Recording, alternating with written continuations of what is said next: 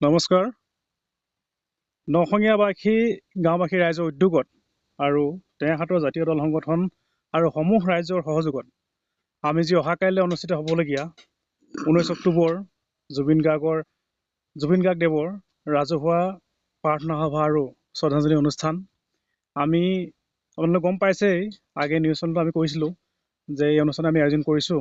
অহা কাইলৈ দিনটো আহি পৰিছে, গতিকে সমূহ টেঙাখাটবাসী ৰাইজৰ উপস্থিতি আমি আন্তৰিকতা কামনা কৰিছোঁ। যিহেতু জুবিন গাৰ্গ ডাঙৰীয়া আমাৰ এই গাঁৱলৈ আহি গৈছে, তেখেতৰ স্মৃতি এতিয়াও আমাৰ বুকুত সজীৱ হৈ আছে। সেই উদ্দেশ্য আগত ৰাখি আমি এই অহা কাইলৈ যি অনুষ্ঠান হ'বলগীয়া আছে, আমাৰ প্ৰাৰ্থনা সভা আৰু শ্ৰদ্ধাঞ্জলি অনুষ্ঠান, আমি সেইকাৰণে আয়োজন কৰিছোঁ।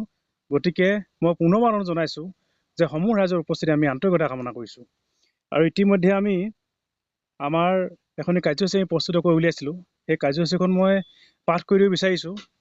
আমাৰ কাৰ্যসূচী প্ৰথমতে আছে পুৱা 8 বজাত বৃক্ষৰোপণ কাৰ্যসূচী, আৰু বৃক্ষৰোপণ কাৰ্যসূচী শেষ হোৱাৰ লগে লগে আমি আৰম্ভ কৰিম 9 বজাত শ্ৰদ্ধাঞ্জলি অনুষ্ঠান, আৰু অনুষ্ঠানটোৰ তাৰ পিছতে আমি আৰম্ভ কৰিম পুৱা 11 বজাত সৰ্বধৰ্মীয় প্ৰাৰ্থনা, আৰু সৰ্বধৰ্মীয় প্ৰাৰ্থনা শেষ হোৱাৰ লগে লগে দিনৰ 12:30 বজাত আমি অনুষ্ঠিত কৰিম গায়ন বায়ন অনুষ্ঠান, আৰু এই গায়ন বায়ন অনুষ্ঠানৰ পিছতে আমি দিনৰ 2 বজাত সমজুৱাভাৱে মায়াবিনী গীতটো আমি পৰিৱেশন কৰিম, আৰু সন্ধিয়া 5 বজাৰ লগে লগে আমাৰ এই অনুষ্ঠান আমি সামৰিম।